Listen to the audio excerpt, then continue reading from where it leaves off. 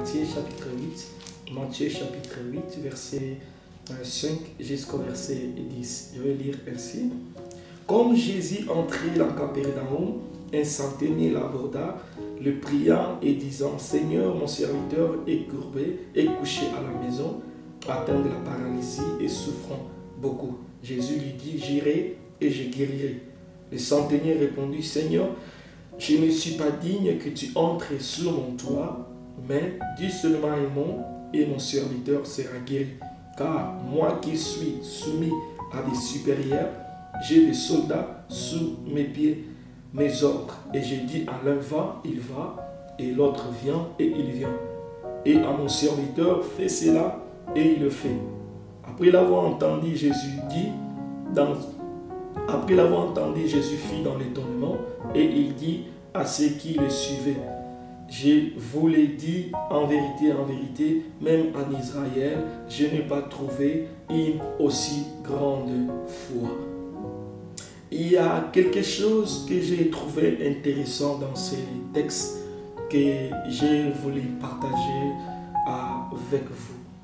Ces centeniers, parmi ces serviteurs, il y a un qui était tombé malade. Et quand ce serviteur est tombé malade, il souffrait de paralysie. Il était paralysé, il ne pouvait plus bouger, il ne pouvait plus marcher, il ne pouvait plus faire rien du tout. Il était condamné au lit, il était condamné par la puissance et les démons de maladie, ils les ont condamnés au lit, ils ne pouvaient plus bouger. Alors, je suis sûr que les centeniers avaient déjà essayé de plusieurs manières à chercher des moyens pour que les serviteurs soient guéris, mais le serviteur n'était pas toujours guéri. Jusqu'à ce que le centenier a entendu que le Christ, Jésus, le Messie, était arrivé à Capernaum. Sûrement, il savait que Jésus était capable de guérir, ou bien il avait entendu les gens lui parler d'un certain guérisseur qui s'appelait Jésus, un homme qui faisait des miracles, qui était capable de guérir de maladies incurables ou des maladies inguérissables que le médecin ou la tradition ne pouvait pas guérir et Jésus pouvait le guérir miraculeusement. Donc, il s'est décidé d'aller voir le Seigneur. Mais il y a un problème.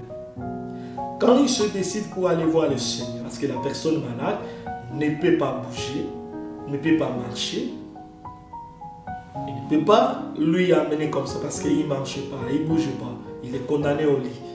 Alors lui, il se déplace en pensant qu'il va convaincre le Seigneur pour que le Seigneur vienne prier pour son serviteur. Mais quand ils arrivent là où le Seigneur s'est trouvé, il pria le Seigneur. Le verbe prier veut dire supplier. Donc, il supplia le Seigneur. Lisons ce verset, le verset 6.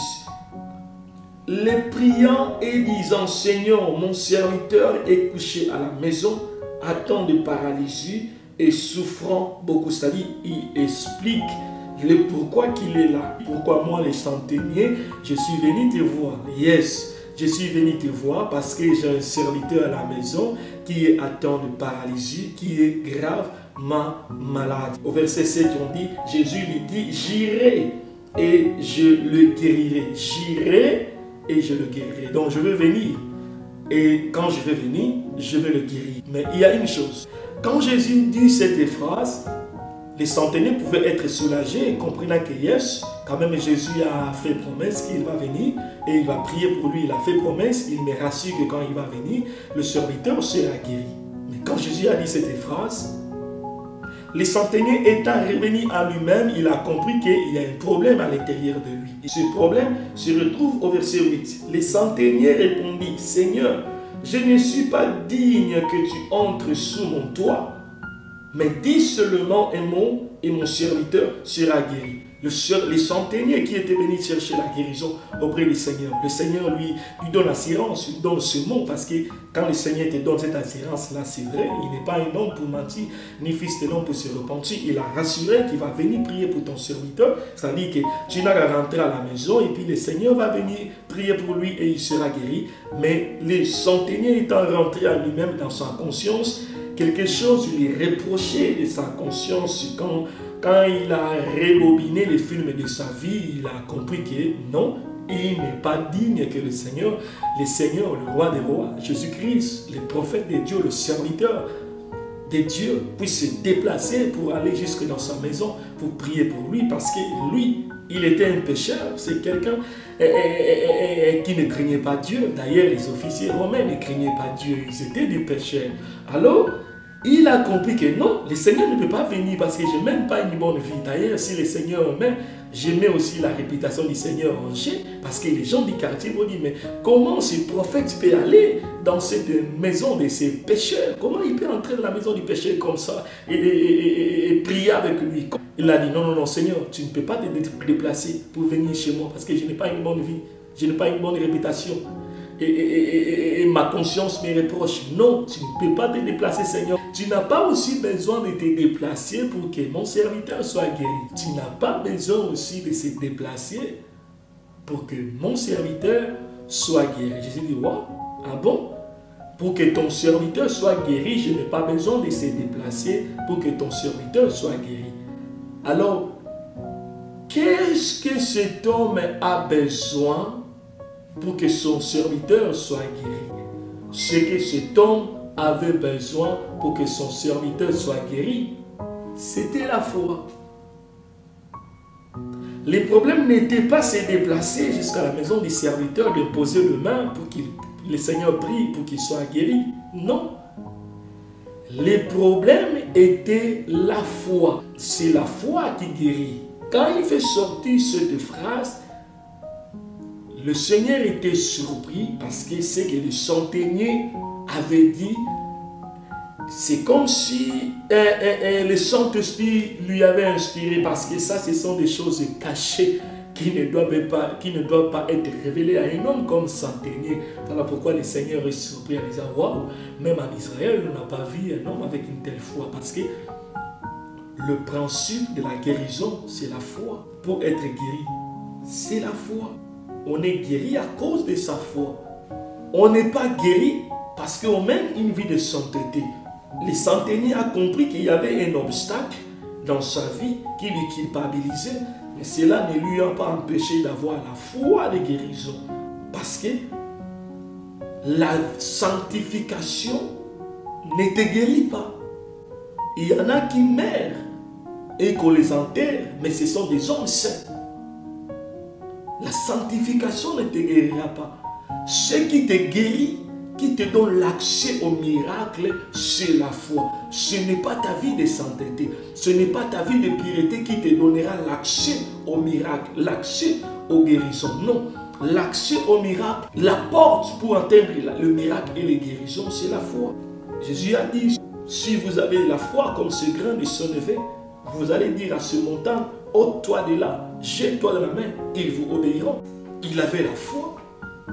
Et une foi extrême, parce que la porte de guérison, ce n'est pas la sainteté, c'est la foi. Si vous avez de la foi, Jésus a dit, comme ce grain de sénévé, vous direz à ce montagne, ôte-toi là-bas, jette-toi dans la mer.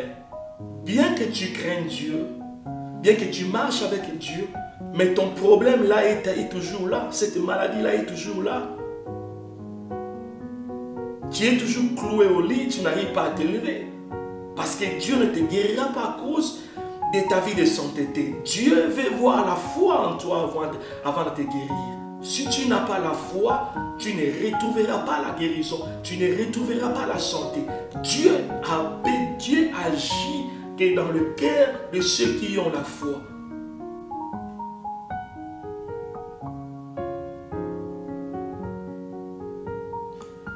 Dieu opère le miracle qui est dans la vie de ceux qui ont la foi. Pas dans la vie de ceux qui ont la crainte de Dieu. Non.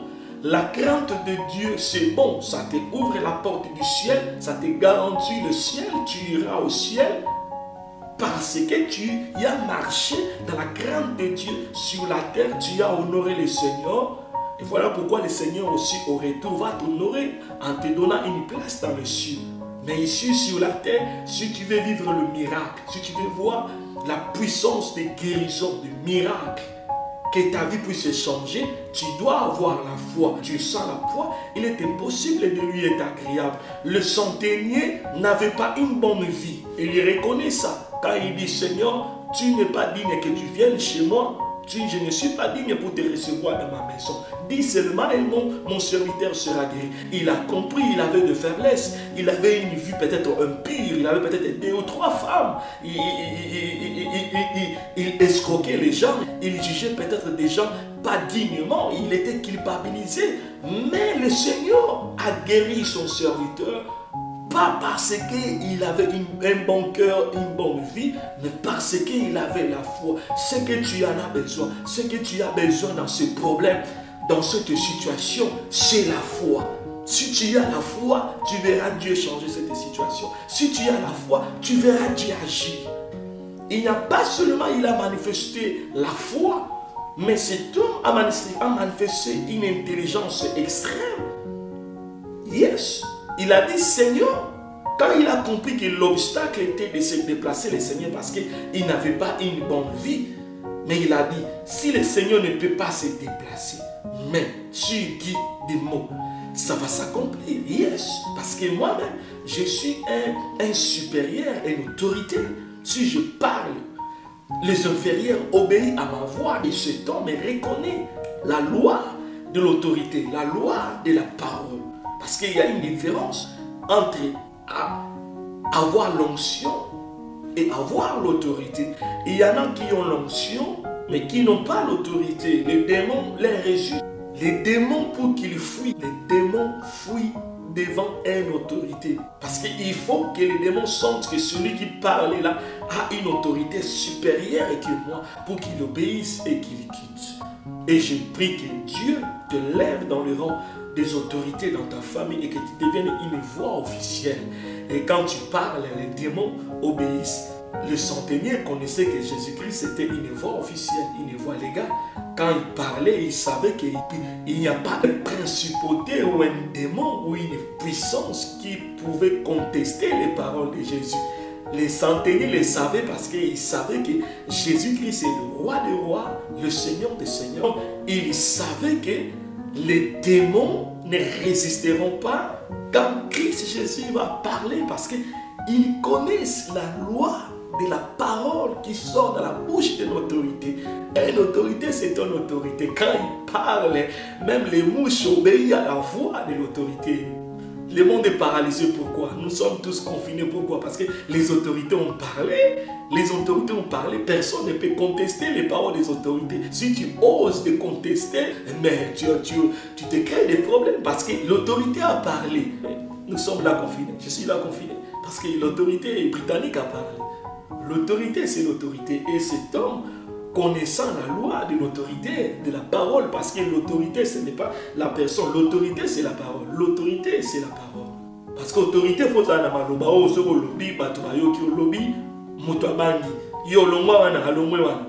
c'est la même chose que si tu as l'autorité dans le monde spirituel. Si nous avons sur autorité, n'importe quel démon a résisté. Quand tu parles, les démons obéissent à ta voix. Quand tu parles, la puissance du mal obéit à ta voix. Quand tu parles, cette maladie-là te quitte. Parfois même, tu n'as pas besoin qu'une autre personne vienne te prier. Mais parce que tu as une autorité, tu mets la main là où tu sens mal. Tu dis maladie, tu te retournes là où tu es quitte. Et pars dans les oreilles. Au nom de Jésus, j'anéantis la puissance de la maladie. La puissance de la maladie te quitte. Il guérit. Tu peux ne pas avoir une bonne vie. Mais si tu as la foi et tu crois à la loi de l'autorité, tu seras guéri. Et à la fin, le serviteur de cet homme était guéri. Quand il est rentré dans la maison, il a trouvé que le serviteur était guéri. Parce que Christ avait parlé, l'autorité avait parlé, la maladie obéit à sa voix. Je veux que tu pries là où tu es, avec foi. Pose la main là où tu souffres. Pose la main là où tu es malade. Déclarez que cette maladie puisse te quitter. Cette maladie a besoin que toi tu manifestes la foi et une foi supérieure de l'autorité pour que cette maladie obéisse à ta voix. Les démons qui sont dans ta maison sont à l'aise parce que tu ne parles pas. Tu n'as pas une autorité dans cette maison. La Bible dit homme fort.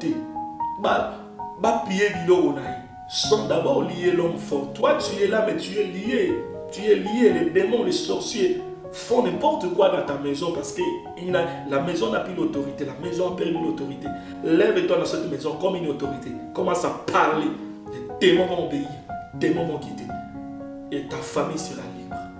Au nom de Jésus, God bless you.